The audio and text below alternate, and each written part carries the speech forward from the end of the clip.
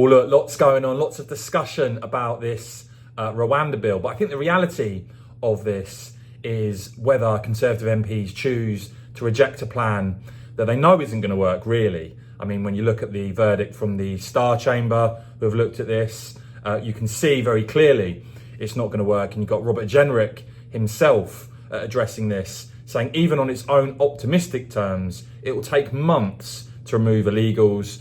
But unless people are removed in days rather than months, the policy will clearly fail. And he said that if individual claims are permitted, everyone will make one. The court backlog will balloon. Our detention capacity will become overwhelmed within days. People will be bailed and new arrivals will simply abscond. And he describes the proposed bill, both legally and operationally, as fundamentally flawed. So the question really is, are Conservative MPs going to reject a bill that they know isn't going to work, that doesn't address the ECHR aspect of this at all, which we know the government have been told will still stop an effective policy to stop the boats? Are Conservative MPs going to back it simply so Rishi Sunak doesn't get ousted and so that he remains as Prime Minister?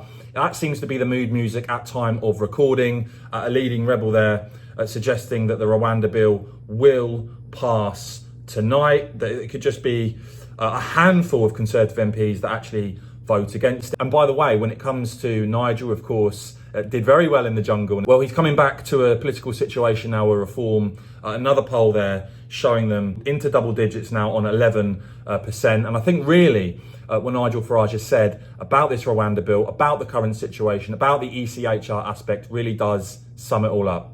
The next general election and British politics for some years to come will be utterly and completely dominated by the immigration issue. That's not something that much of mainstream media even wants or chooses to talk about. And it says that it was dead right just over 2 years ago for GB News to be set up as a news network, because someone needs to talk about the things that ordinary folk really, really care about. I've no idea whether Sunak gets through this vote tomorrow, or whether the Tory rebels vote down this new pathetic Rwanda plan. What I do know is we'll never deal with any of this all the while we stay part of the ECHR. And that's becoming pretty obvious.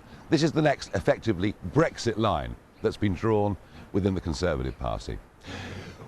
Will the backbenchers have the guts to vote it down? Well, normally they march up to the top of the hill and they march back down again.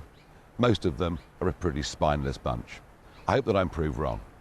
What is for certain is that Sunak is on course to lead the Conservative Party to their worst election result in modern times. And frankly, I think they deserve pretty much everything that's coming to them.